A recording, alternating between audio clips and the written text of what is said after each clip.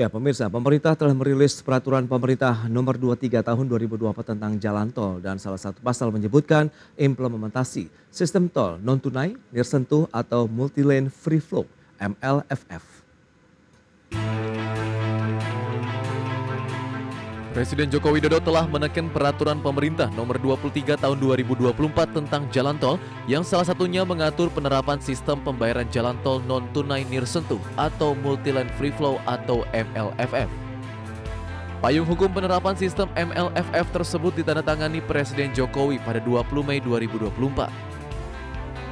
Peraturan terkait dengan penerapan MLFF tercantum dalam pasal 67 PP nomor 23 tahun 2024 yang menyebutkan sistem pengumpulan tol secara elektronik dapat berupa teknologi non-tunai nirsentuh nirhenti.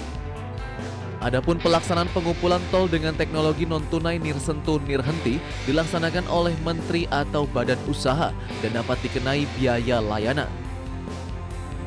Vilayet ini juga mengatur kewajiban pengguna jalan saat sistem MLFF telah diterapkan, yaitu mendaftarkan kendaraan bermotor yang digunakannya melalui aplikasi sistem teknologi non-tunai nirsentuh nirhenti yang disetujui Menteri.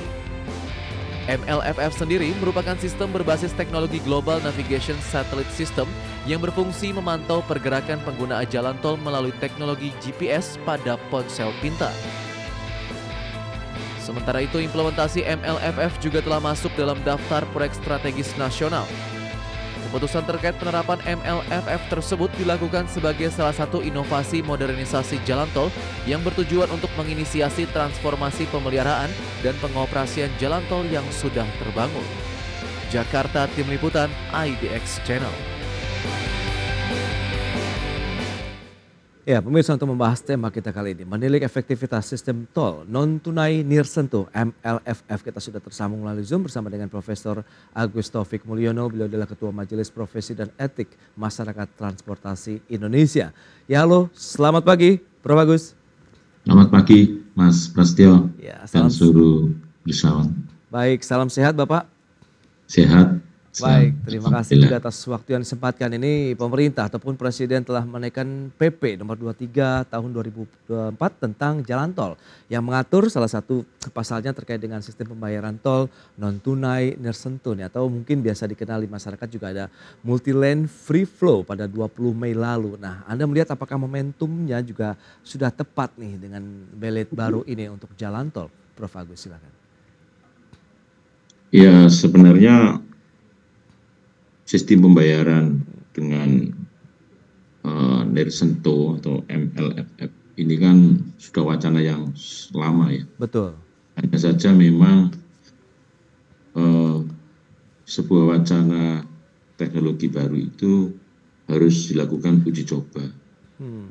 Ya, kalau tidak dilakukan uji coba itu biasanya ada pertentangan konflik sosial. Tapi karena pengguna jalan tol itu bervariasi. Ya, kalau jalan tol yang di dalam kota besar seperti Jakarta, itu peradaban pengemudi di dalam tol itu sudah bisa menerima peradaban teknologi baru seperti MLFF. Tetapi yang perlu kita pikirkan adalah pengemudi-pengemudi antar kota di jalan tol yang antar kota ini perlu intensif di dalam hal sosialisasi. Oke. Ya, MLFF karena mereka belum terbiasa ya melihat bagaimana kalau kita masuk ke dalam jalan tol dengan tidak membayar atau tidak berhenti. Padahal itu adalah manfaat yang sangat besar. Ya, tetapi mereka harus siap gitu, siap teknologinya. Sekarang aja ini masih ditemui, mereka masih kehabisan e-tol ya dan sebagainya, kan sering ya kita lihat di pintu-pintu tol untuk jalan tol luar kota atau antar kota. Itu juga peradabannya masih kita temukan dalam hal dia patuh di dalam menyediakan e-tolnya. Kemudian kedua, patuh di dalam memahami lajur lalu lintas di jalan tol. Nah, ini dua hal yang perlu untuk dilakukan pendekatan.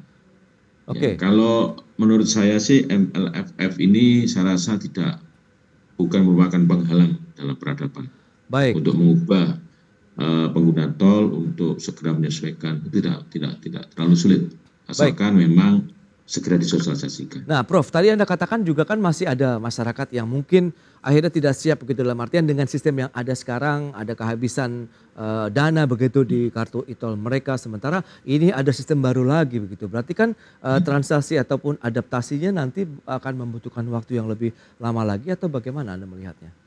Ya, kalau pintu-pintu tol itu akan dipisah-pisahkan. Ini yang pakai e-tol, ini yang tidak. Itu hati-hati.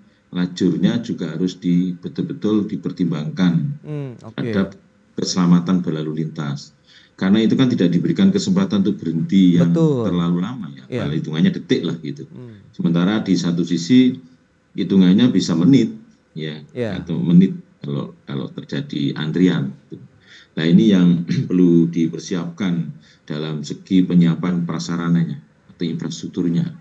Jadi kalau mau diterapkan semuanya, itu juga bagaimana mengubah paradigma masyarakat yang biasa pakai e-tol menjadi tidak pakai e-tol, bagaimana kesiapan mobilnya untuk dipasang peralatan-peralatan MLFF itu juga memerlukan satu perubahan paradigma, itu tidak sekedar hanya diubah gitu ya. Kalau saya melihat jalan tol di negara-negara tetangga, semua kan sudah memakai MLFF. Tapi memang peradaban para pengemudinya sudah tinggi gitu. Nah, kita ini masih campuran ya dari pengemudi lokal yang biasanya kabupaten ya masuk ke jalan tol, itu kan malah jalan tol jadikan tempat rekreasi jadinya.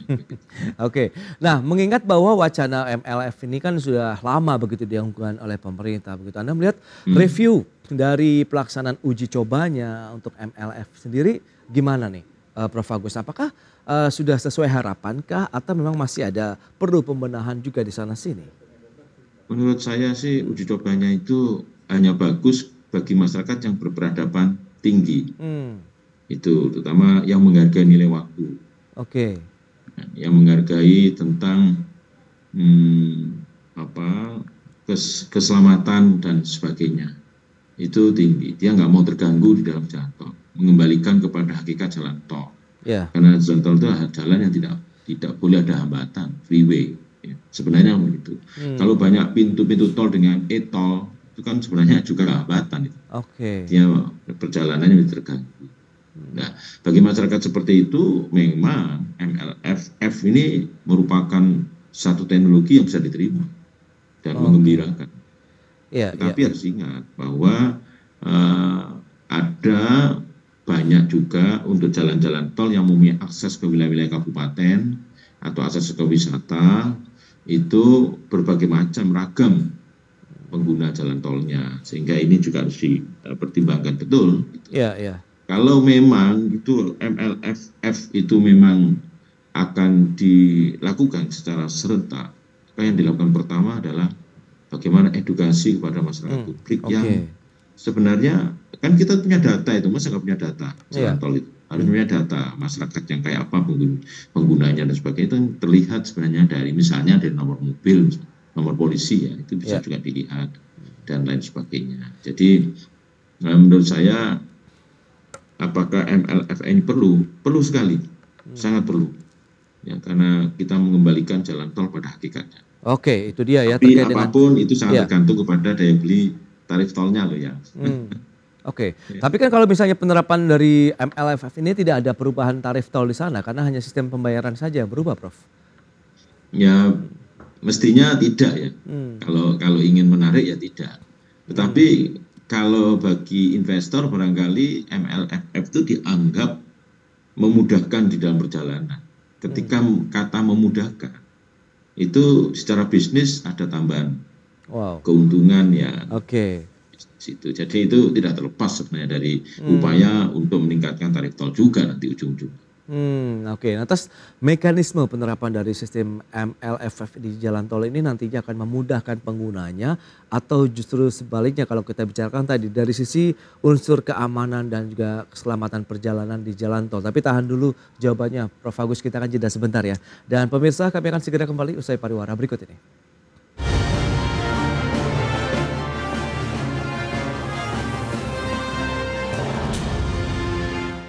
Ya, terima kasih Anda masih bergabung bersama kami dalam Market Review. Pemirsa, berikut ini kami sampaikan sejumlah data untuk Anda terkait dengan kewajiban pengguna jalan tol pada saat penerapan sistem pembayaran tol MLFF. Yang pertama, pengguna jalan tol wajib membayar tol sesuai dengan tarif yang telah ditetapkan. Kemudian pada saat sistem teknologi non-tunai nirsentuh nirhenti telah diterapkan, pengguna jalan tol wajib mendaftarkan kendaraan bermotor yang digunakan melalui aplikasi sistem teknologi non-tunai nirsentuh nirhenti yang disetujui oleh Menteri. Ini dari PP nomor 23 tahun 2024. Berikutnya kita lihat sanksi juga sudah termaktub begitu di dalam PP tersebut untuk pada saat penerapan sistem MLFF.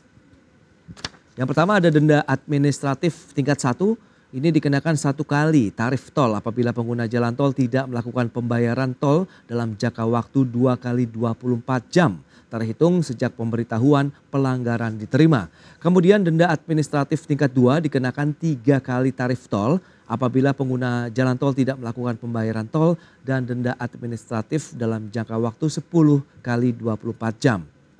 Dan berikutnya ada denda administratif tingkat 3 dikenakan 10 kali tarif tol dan pemblokiran STNK apabila pengguna jalan tol tidak melakukan pembayaran tol dan denda administratif dalam jangka waktu lebih dari 10 kali 24 jam.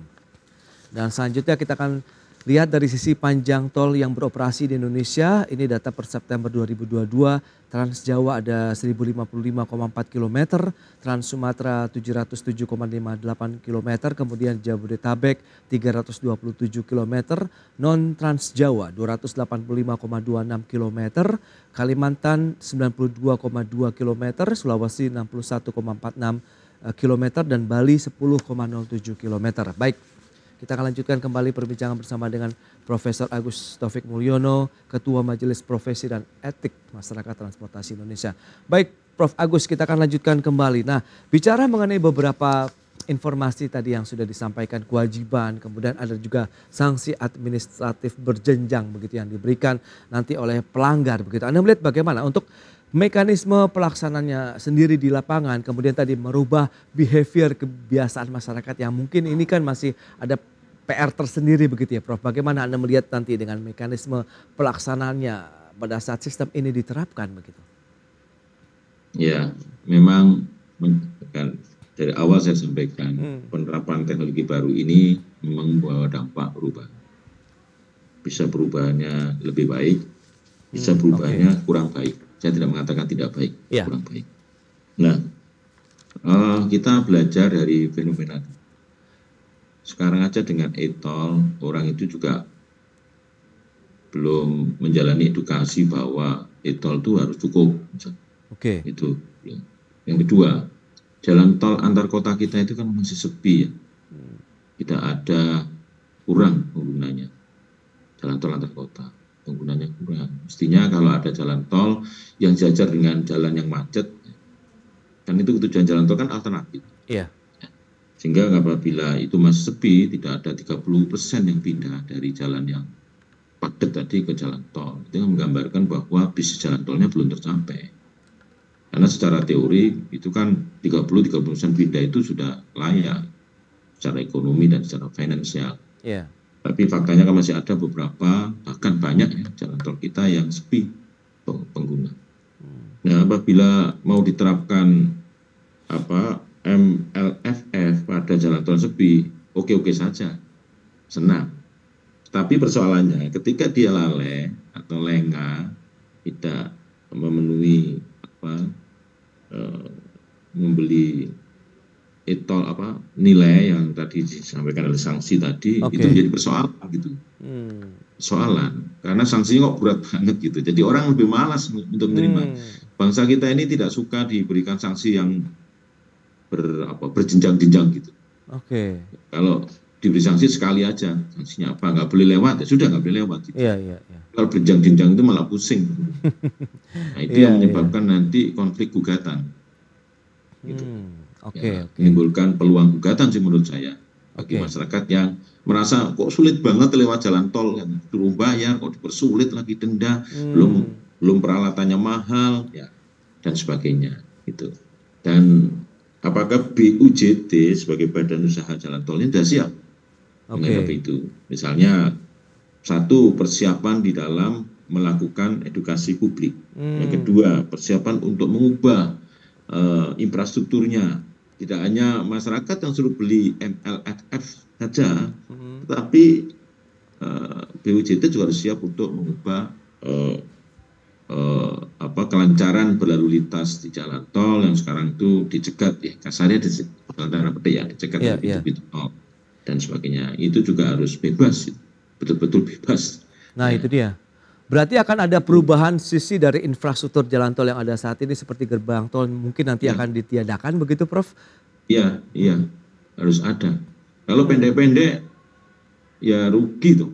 Ini panjang-panjang harusnya itu. Ya kan? Artinya tidak ada lagi halangan kita mau dikasih MLFF kok harus kencang gitu. Nah, bagi jalan tol yang mungkin memiliki volume kendaraan yang cukup padat ya, ramai misalnya dikatakan begitu, apakah nanti potensi akan terjadi penumpukan kendaraan justru pada saat di ujung tol, pada saat pintu terakhir dari tol itu pada saat masuk mungkin ke jalur arteri, karena kan tadi saking bebasnya begitu freeway seperti yang Anda sampaikan tadi, Prof. Agus. Iya, itu kan juga harus menjadi antisipasi BUJT, pengelola jalan tol. Ya di endingnya itu kayak apa dan masuknya kayak apa. Problem jalan tol kita itu sesungguhnya itu kan pada enter point, enter dan out. Itu apakah sudah siap kalau mau dilakukan MLFF, karena itu nanti numpuk di ujung dan numpuk yang mau masuk jalan tol. Itu yang harus dipertimbangkan. Tapi yang paling penting sebenarnya keluar dari jalan tol yang paling besar nanti itu. Kalau pakai MLFF ya. Karena orang sudah nggak diberikan satu. Yang kedua memang budaya kita juga harus dipahami, budaya mengemudi.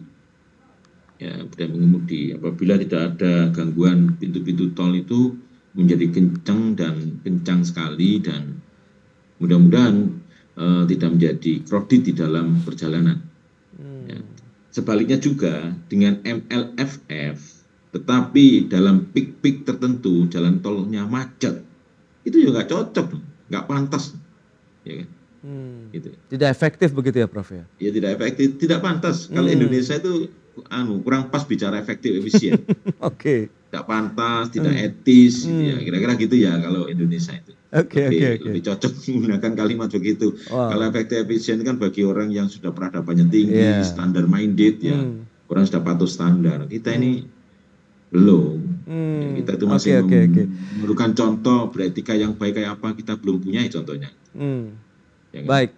Nah, ini Kementerian PUPR berencana untuk mengoperasikan sistem pembayaran jalan tol MLFF ini pada bulan Oktober tahun ini di tol Bali Mandara. Anda melihatnya bagaimana potensinya? Kalau jalan tol Bali Mandara saya rasa tidak ada persoalan. Hanya saja memang perlu dipertimbangkan pintu-pintu tol tadi jangan sampai menjadi penghambat, yang tadinya itu menghambat menjadi penghambat. Kalau itu nggak ada persoalan menurut saya, karena ada cumanya ini. Kalau pada saat peak event-event internasional di Bali itu, jalan tol kita itu tidak beda dengan jalan arteri non tol, tidak beda, sehingga menjadi macet total dan bahkan banyak orang turun dari jalan tol, jalan kaki menuju bandara. Ini kan memadukan, bahkan itu juga para yang ada di luar negeri. Itu yang nggak cocok kan. Kalau seperti itu harus dipertimbangkan, harus dipertimbangkan pantas nggak MLFF, karena MLFF itu kan tujuannya satu, mempercepat perjalanan, travel time-nya menjadi lebih turun. Travel time itu kan nilai waktu itu kan bisnis ya, gitu. Jadi travel turun. Jadi itu yang kedua, lebih berkeselamatan mestinya. Gitu. Itu dia, Prof. Satu lagi nih Prof. Ya, menurut Anda tepat tidak sih langkah pemerintah menetapkan sistem jalan tol MLFF ini sebagai proyek strategis nasional? Ini singkat saja nih, masuk dalam PSN ini, Prof. Belum tepat betul. Belum tepat betul. Artinya masih belum tepat betul. Yang perlu diubah dulu itu paradigma pengguna tol. Itu ditanamkan dulu. Utamakan dulu sampai begitu mateng, paham, baru. Terutama jalan tol yang antar kota. Satu. Yang kedua, jalan tol di dalam kota itu semuanya macet. Semuanya macet. Itu salah satu dipicu oleh antrian pada pintu tol misalnya. Kalau itu memang tujuannya, tentu pintu tol harus dihilangkan. Tetapi dipertimbangkan pada saat output keluarnya dari pintu tol yang terakhir. Atau titik yang terakhir, bukan pintu tol, titik yang terakhir. Ini juga harus dipertimbangkan. Baik, terima kasih atas analisis yang sudah Anda sampaikan ini, Prof. Agus, ya, terkait dengan rencana penerapan MLFF begitu ya, multi-lane free flow begitu di jalan tol di Indonesia, dan semoga tadi beberapa PR juga yang perlu diperhatikan, outflow-nya seperti apa begitu pada saat ujung jalan tol tidak ada kemacetan, justru kemacetan baru yang nanti dikhawatirkan akan muncul begitu. Prof. Agus, terima kasih banyak atas waktu dan sharing yang sudah Anda sampaikan. Selamat melanjutkan aktivitas Anda kembali. Salam sehat, Prof. Salam. Baik pemirsa, 1 jam sudah saya menemani Anda dalam Market Review. Saya Prasetyo Wibowo beserta kerabat kerja yang bertugas undur diri. Terima kasih dan sampai jumpa.